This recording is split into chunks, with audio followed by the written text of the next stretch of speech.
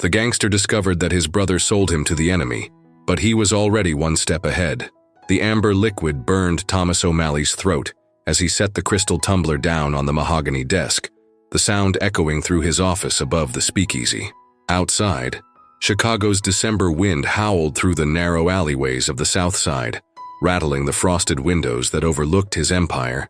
The year was 1926, and Prohibition had turned men like Thomas into kings of their own shadowy kingdoms. Thomas adjusted his tailored charcoal suit and checked his pocket watch, a gift from his late father, inscribed with Irish Gaelic that few in this city could read. The O'Malley brothers had built their operation from nothing, starting with penny ante gambling in tenement basements and growing into one of the most feared organizations in the Midwest. But tonight, something felt different. The weight of betrayal hung in the air like cigarette smoke in a crowded room. His lieutenant, Mickey, the Knife Torino, knocked twice before entering, their established code. Mickey's scarred face bore the expression of a man carrying bad news, his usually pristine appearance disheveled from running through the snow-covered streets. "Boss, we got a problem," Mickey said, removing his wool coat and shaking off the Chicago winter. "Some word from our inside man at the Torelli warehouse. They're planning something big for tomorrow night's shipment." Thomas didn't look up from the ledger he was reviewing. Columns of numbers that represented more than just profits. They represented power, influence, and the difference between life and death in their world. "What kind of something, Mickey?" "The kind that involves 20 armed men and enough firepower to level half the block." Mickey approached the desk, his footsteps muffled by the Persian rug that had cost Thomas more than most men made in a year. "They know about the bourbon coming in from Kentucky. They know the route, the timing, everything." Thomas finally raised his eyes, steel gray and calculating. At 32, he had the face of a man who had seen too much and survived even more. A thin scar ran from his left ear to the corner of his mouth, a reminder of his first encounter with rival gangs 5 years earlier. He had learned then that in their business, trust was a luxury few could afford. "How do they know?" Thomas asked, though he suspected he already knew the answer. Mickey shifted uncomfortably, his hand instinctively moving to the knife concealed in his jacket, a nervous habit that had earned him his nickname. "That's the thing, boss. The information is too detailed, too precise. This ain't some lucky guess or street gossip." Thomas stood and walked to the window, looking down at the bustling speakeasy below. Even through the thick glass, he could hear the jazz music, the laughter of patrons who had no idea they were drinking in a powder keg. The establishment served as perfect cover. Wealthy socialites and working-class laborers alike came for the music and stayed for the bootleg liquor, never suspecting that the real business happened in the rooms above. "Someone on the inside," Thomas murmured, his breath fogging the cold glass. "Someone who knows our operations well enough to give them everything." "That's what I'm thinking," Mickey agreed. "The question is who. We've been careful about who we trust with that kind of information." Thomas turned back to face his lieutenant, his mind already working through the possibilities. The inner circle was small: himself, Mickey, his younger brother Danny, and 3 other men who had proven their loyalty through years of violence and profit. The thought that one of them might be a traitor was like a knife twisting in his gut. "What about Danny?"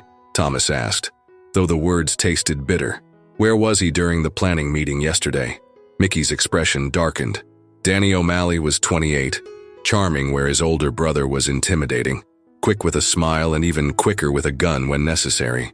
But lately, he had been asking too many questions, showing up late to important meetings and spending time with people outside their usual circles. "He said he was meeting with the contacts down at the docks," Mickey replied carefully. "But I sent Paulie to check, and the dock workers hadn't seen him all week." Thomas poured another drink, this time filling 2 glasses. He handed one to Mickey, a ritual they had performed countless times before making difficult decisions. The whiskey was genuine Irish, not the rotgut they sold to most customers, but the smooth, aged variety that reminded Thomas of his father's stories about the old country. "Family," Thomas said, raising his glass in a mock toast. "The one thing that's supposed to be sacred in this business." They drank in silence, both men understanding the weight of what they were discussing. In their world, betrayal meant death, and blood relations didn't provide exemption from that iron law. But Thomas had spent sleepless nights wondering if Danny's recent behavior meant something more dangerous than simple rebellion. "What do you want to do, boss?" Mickey asked. Thomas returned to his desk and opened the bottom drawer, revealing a collection of weapons that would make a police armory envious. Among them was a .45 caliber pistol with Danny's initials engraved on the grip, a Christmas gift from the previous year. The irony wasn't lost on him. "We're going to give them exactly what they expect," Thomas said, a cold smile playing at the corners of his mouth. "But not in the way they're planning." As he outlined his plan, Thomas felt the familiar surge of adrenaline that came with high-stakes maneuvering. If Danny had indeed sold him out to the Torelli family, tomorrow night would be his brother's last mistake. But more importantly, it would be the night Thomas demonstrated why the O'Malley name commanded respect and fear in equal measure throughout Chicago's underworld. The game was set, the players were in position, and Thomas O'Malley was always one step ahead.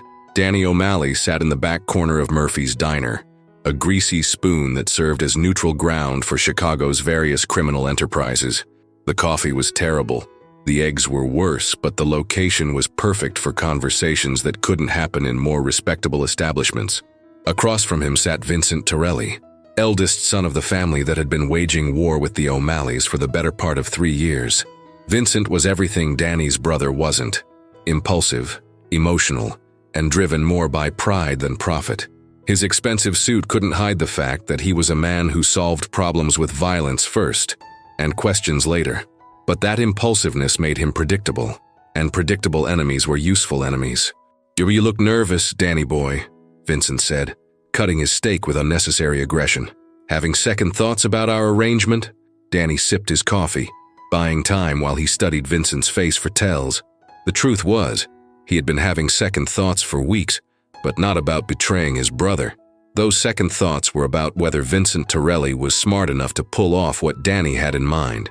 "Not nervous," Danny replied, his Irish accent softer than his brother's, refined by 2 years at Northwestern University before the family business called him home, just making sure all the pieces are in place. 3 months earlier, Danny had approached the Torelli family with an offer that seemed too good to be true. Inside information about O'Malley operations in exchange for a larger slice of the South Side territory. But the real plan was far more complex than Vincent's simple mind could grasp.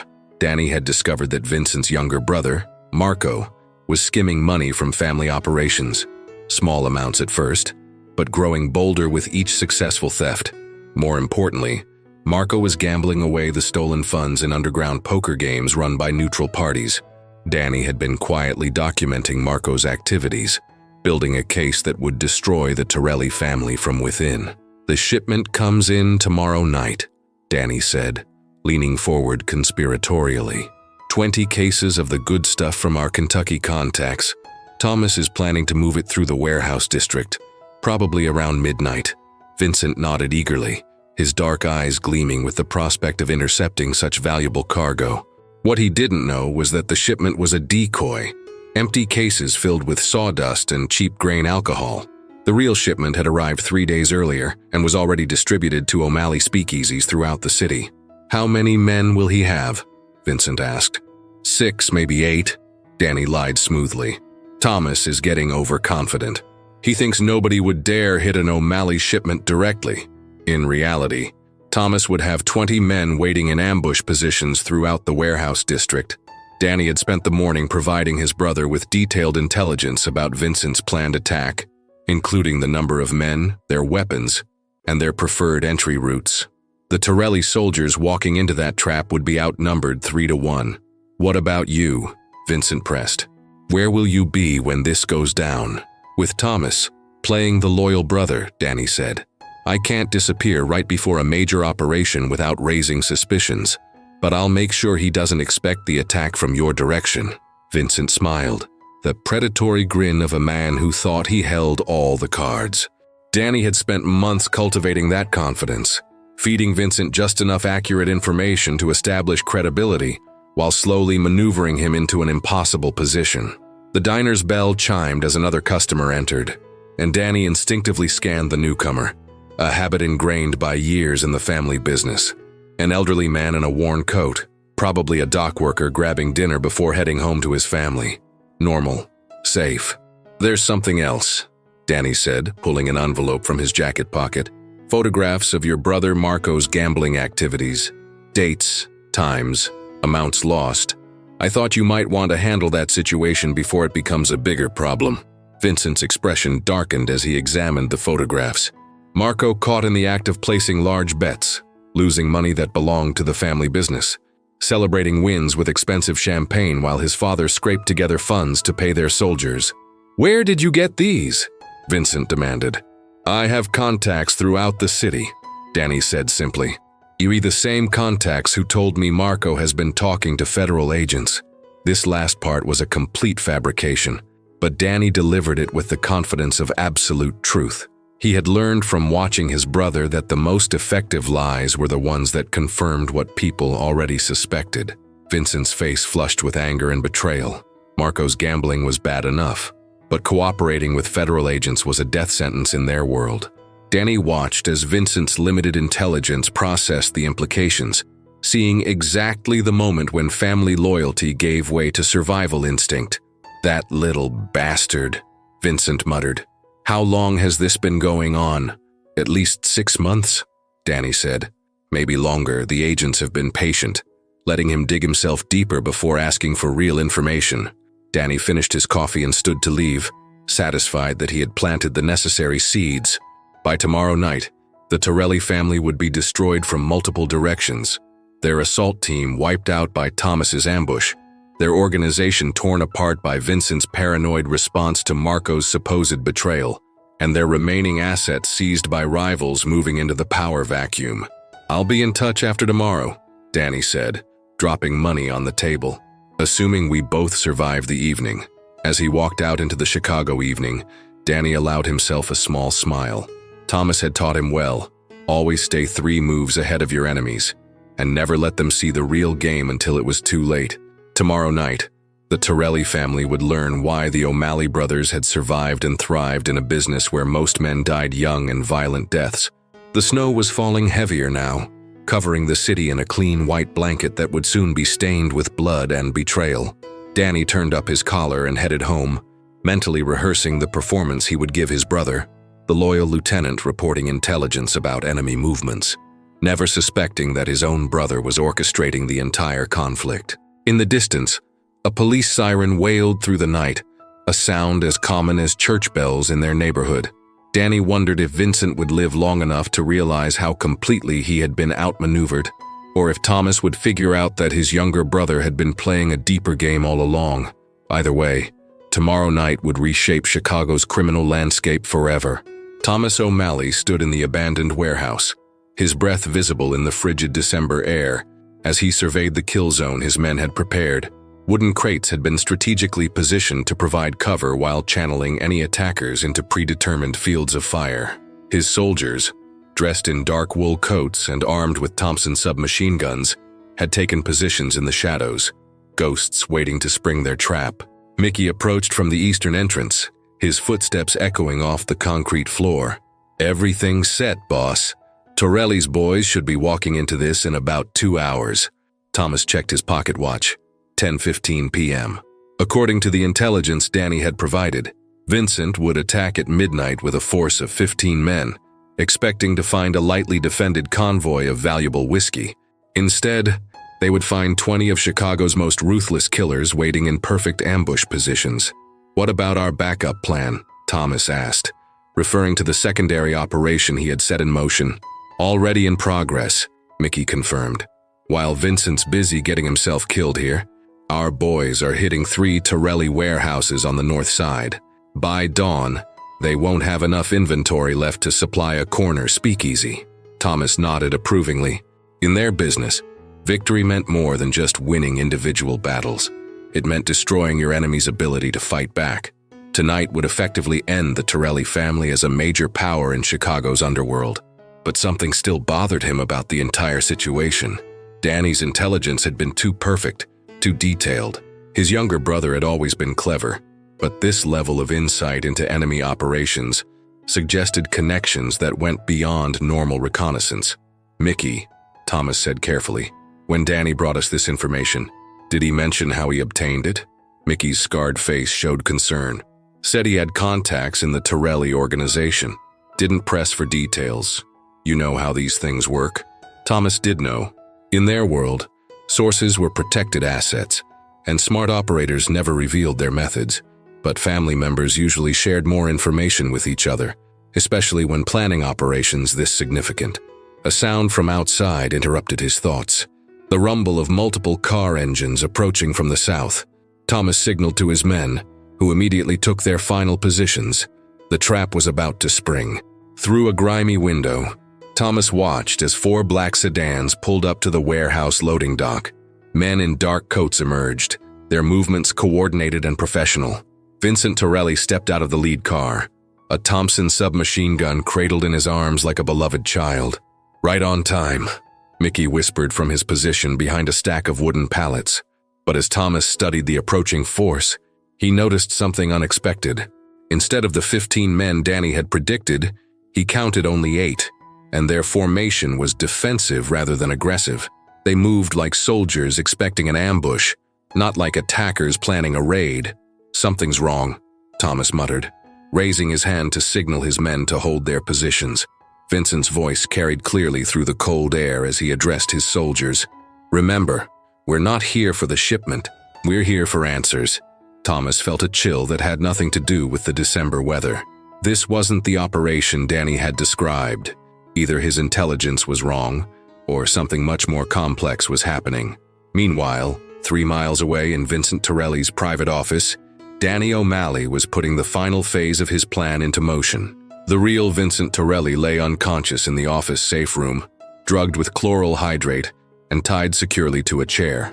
The man leading the warehouse operation was Vincent's cousin Paolo, who bore a strong resemblance to the family heir and had been promised a significant sum to play his role. Danny had spent weeks setting up this elaborate deception, knowing that Thomas would never suspect his loyal brother of orchestrating such a complex betrayal. The beauty of the plan lay in its multiple layers. While Thomas and his men waited to ambush what they thought was a Torelli attack, Danny was systematically dismantling both organizations from within. The unconscious Vincent had already served his purpose by signing transfer documents for 3 major Torelli properties, documents that would be discovered by federal agents in exactly 48 hours. The signature analysis would prove authentic because Vincent had indeed signed them, though he had no memory of the event thanks to Danny's pharmaceutical assistance. Danny opened Vincent's safe and removed several ledgers documenting Torelli family operations. These would find their way to both the Chicago police and the FBI, providing enough evidence to destroy any Torelli soldiers who survived the night's activities. He photographed the most incriminating pages before returning the books to their original positions. A telephone rang on Vincent's desk, the private line used only for family business. Danny answered it, deepening his voice to mimic Vincent's distinctive rasp. "Yeah, it's Paolo," came the voice of the man impersonating Vincent at the warehouse. "Your brother Thomas is definitely here with a full crew. We're outnumbered at least 2 to 1. Stick to the plan," Danny replied. "Make it look like you're trying to negotiate, then get out when shooting starts. Remember, you were never here."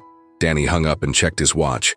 In approximately 15 minutes, his carefully orchestrated chaos would begin. Thomas would realize he had been manipulated, but by then it would be too late to unravel the web of deception Danny had constructed. Back at the warehouse, Thomas was becoming increasingly suspicious as the Torelli force maintained their defensive positions rather than advancing to attack. Through his binoculars, he could see the man he assumed was Vincent Torelli talking to his soldiers, but something about the figure's posture and gestures seemed off. "Boss," Mickey whispered urgently, "I think we should call this off." "Something ain't right?" Thomas was beginning to agree when one of his lookouts came running from the north entrance. "Boss, police cars heading this way, maybe 10 minutes out." The pieces suddenly clicked into place in Thomas's mind. The perfect intelligence, the unexpected defensive formation, the police arriving at exactly the wrong moment. This wasn't a Torelli operation at all. This was something much more sophisticated, orchestrated by someone who knew both organizations intimately. "Danny," Thomas breathed, the word carrying the weight of betrayal and revelation. His younger brother had played them all, setting up a scenario that would leave both the O'Malley and Torelli organizations vulnerable to destruction, while positioning himself to inherit whatever remained. The federal agents weren't coming to investigate a gang war. They were coming to arrest the survivors of whatever Danny had planned. Thomas grabbed Mickey's arm. "Get everyone out. Now, this whole thing is a setup." As his men began their carefully rehearsed evacuation procedures, Thomas allowed himself a moment of admiration for his brother's ruthless intelligence. Danny had learned well from their father's lessons about survival in a world where trust was fatal, and family was just another word for the people most likely to destroy you. But Thomas O'Malley hadn't built his empire by underestimating his enemies, even when those enemies shared his blood. The real game was just beginning. Thomas O'Malley's men melted away into the Chicago night like smoke, disappearing through predetermined escape routes they had practiced dozens of times. Within 3 minutes of his order, the warehouse was empty except for Thomas himself and Mickey, who refused to leave his boss's side despite direct orders to evacuate. "We should go," Mickey urged, checking his watch as the sound of police sirens grew louder. "Whatever your brother's planning, we can figure it out later." Thomas remained at the window, watching as the fake Vincent Torelli ordered his men to withdraw. The precision of their movement confirmed his suspicions. These weren't panicked gangsters fleeing an ambush, but actors completing their performance before the next act began. "Not yet," Thomas said grimly. "I want to see how this plays out." The police cars arrived exactly as Danny had calculated, surrounding the warehouse with tactical precision that suggested they had been briefed on the building's layout. Federal agents emerged alongside Chicago PD, their coordinated response indicating weeks of preparation rather than a response to an emergency call. Through his binoculars, Thomas watched as the lead federal agent, a thin man in an expensive overcoat, directed his team with the confidence of someone following a detailed plan. This wasn't a raid based on anonymous tips or random intelligence. Someone had provided the federal government with comprehensive information about tonight's operation. "Look at that," Mickey whispered, pointing toward the loading dock where Paolo Torelli's men had abandoned their vehicles. They left everything behind. Guns, cars, everything. Like they knew it didn't matter. Thomas understood. Danny had provided the federal agents with enough evidence to prosecute the Torelli organization, whether they caught anyone tonight or not. The abandoned weapons would be traced to previous crimes. The cars would yield forensic evidence. And the ledgers Danny had undoubtedly planted would provide the legal framework for dismantling what remained of the family. But Thomas knew his brother well enough to recognize that the Torelli family was only half the target. Danny's real prize was the O'Malley organization, a more sophisticated operation with deeper political connections and significantly more wealth. As if summoned by Thomas's thoughts, Danny appeared at the warehouse's main entrance, his hands raised in apparent surrender as federal agents surrounded him. From a distance, it looked like an arrest, but Thomas could see the subtle details that revealed the truth.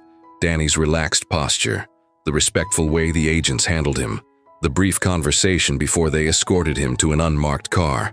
"Son of a bitch," Thomas breathed. "He's not being arrested. He's being protected." The realization hit him like a physical blow. Danny hadn't just betrayed the family business. He had been working with federal agents for months, possibly years.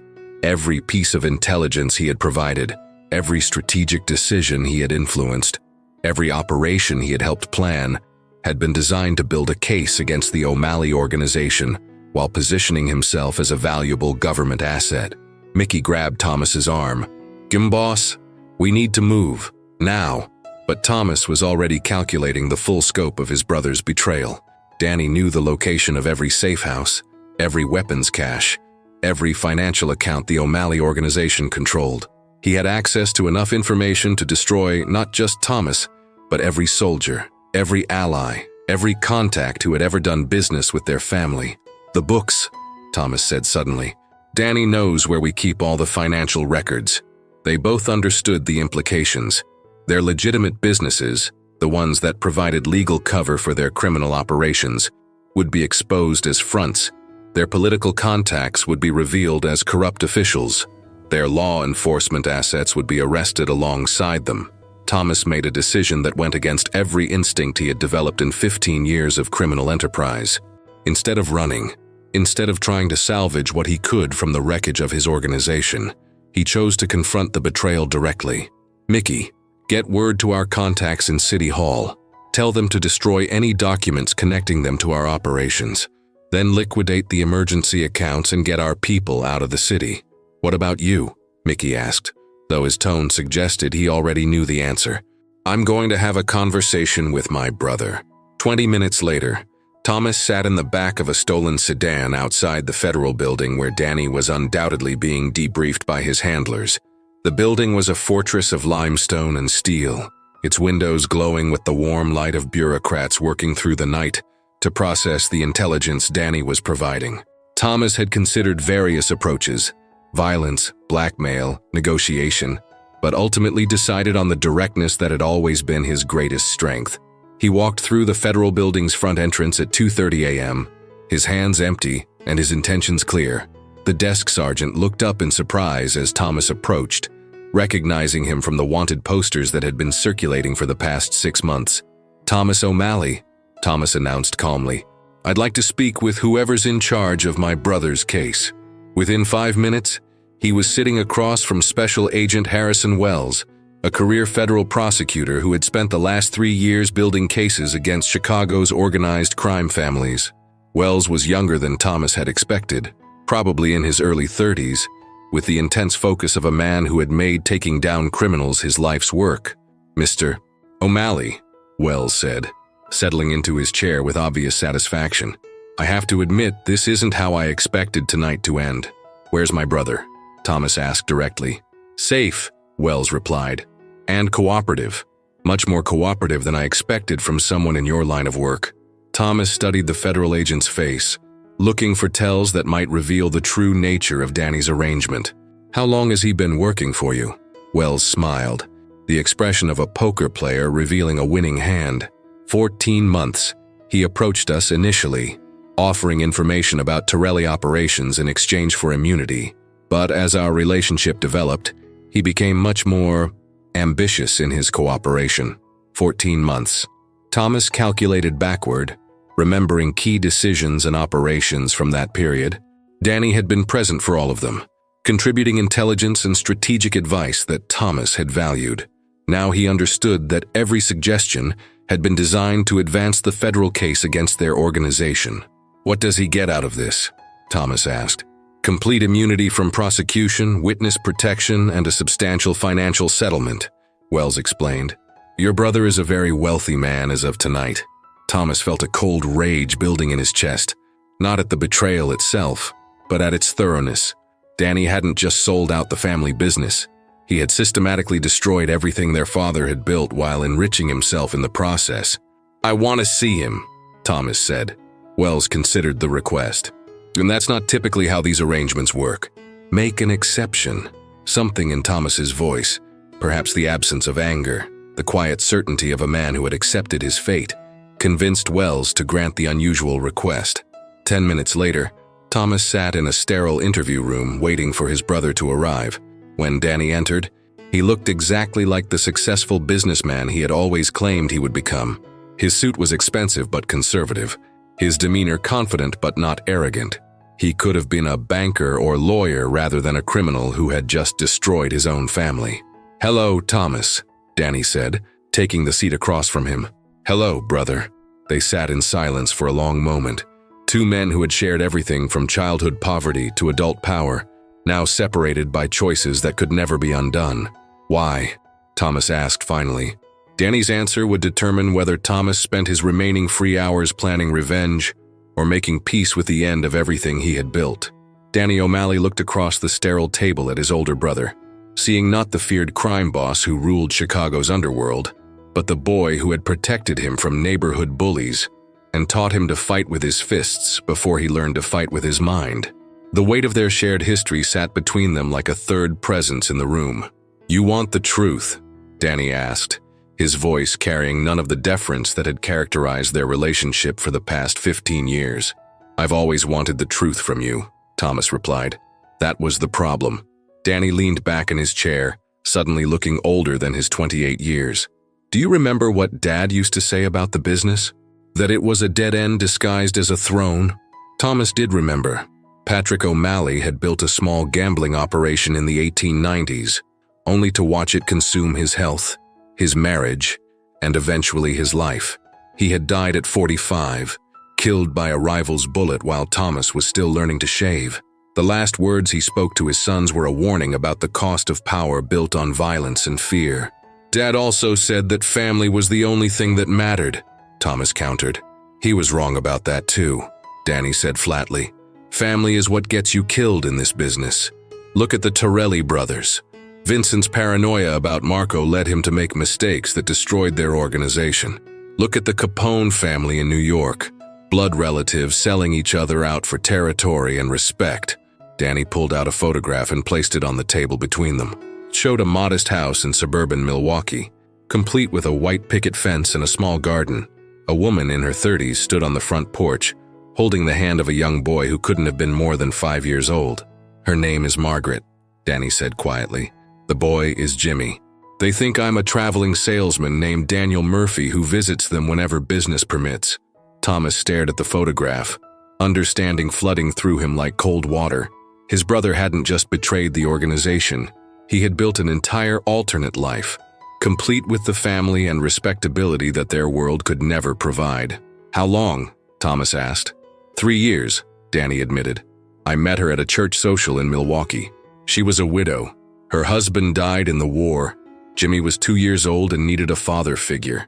His voice softened. "They made me want to be better than what we were raised to be." Thomas felt something crack inside his chest.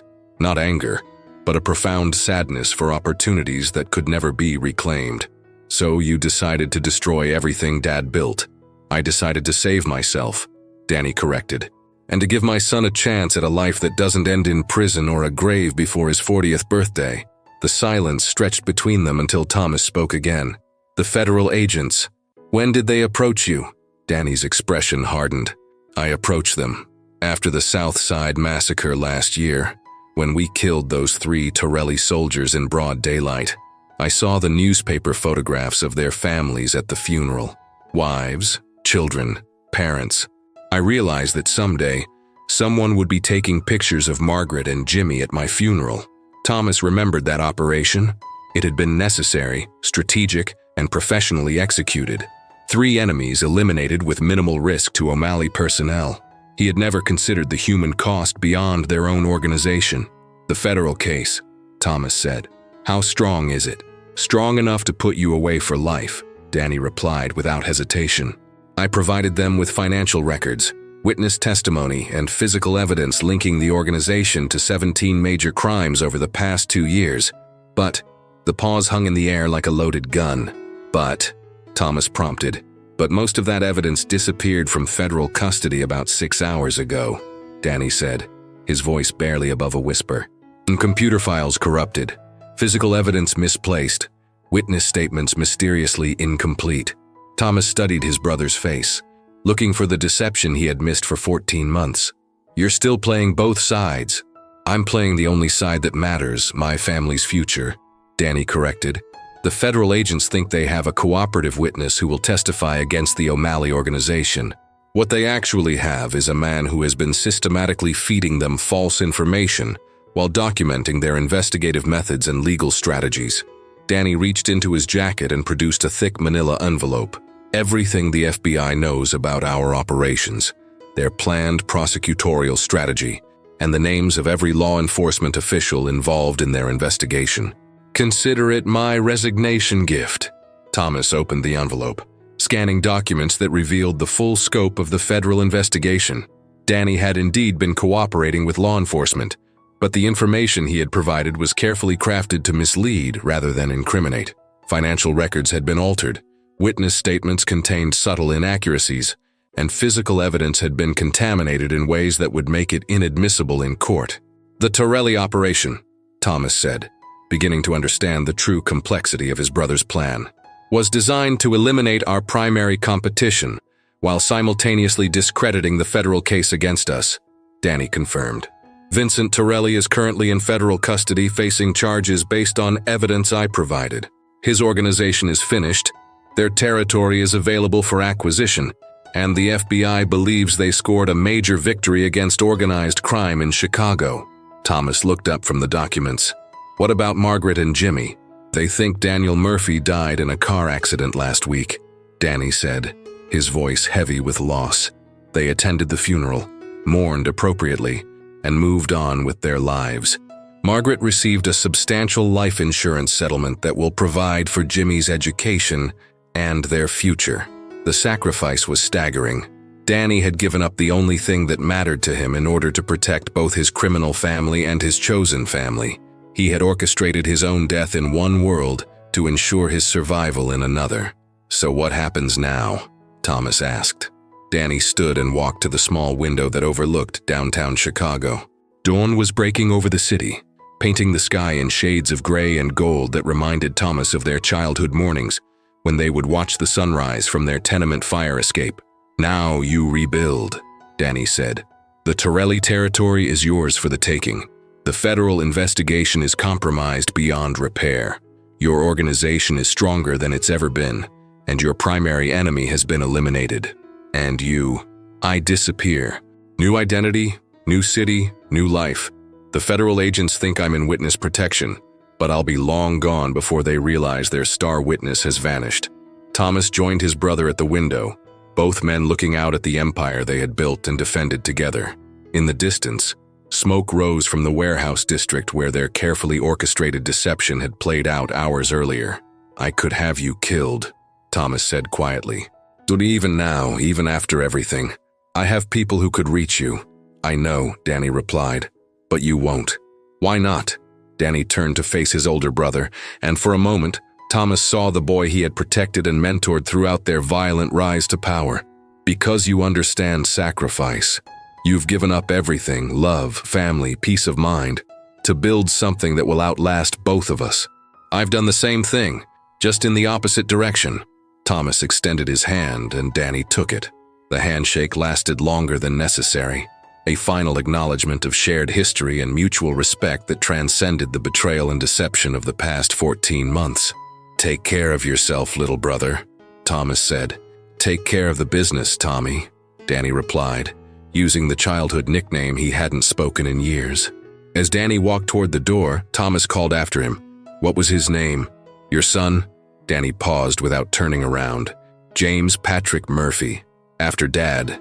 Then he was gone, leaving Thomas alone in the interview room with the dawn light streaming through the window and the weight of an empire on his shoulders. In the months that followed, the newspapers would write about the mysterious collapse of the Torelli organization and the federal investigation that somehow lost all its key evidence. They would speculate about corruption within law enforcement and the sophisticated methods modern criminals use to evade justice. But they would never know the truth about two brothers who had chosen different definitions of loyalty, different concepts of family, and different prices for their souls. Thomas O'Malley walked out of the federal building as the sun rose over Chicago, a free man with blood on his hands and an empire to rebuild. Somewhere in America, a man named Daniel Murphy was beginning a new life with a new identity, carrying the memory of a son who would never know his real father's name. The game was over, but in Chicago's underworld, there was always another game beginning. Thomas adjusted his coat against the morning wind and headed home, already planning his next move in a business where survival meant staying one step ahead of everyone, including family. Behind him, the federal building stood like a monument to justice deferred, its windows reflecting the rising sun and the eternal promise that in a city built on ambition and betrayal, the only certainty was that nothing stayed buried forever. The O'Malley name would endure, carved in blood and bourbon across Chicago's darkest corners, a legacy passed down through violence and sacrifice to a nephew who would never know the price of his inheritance. Some betrayals, Thomas reflected as he disappeared into the awakening city, were acts of love disguised as acts of war.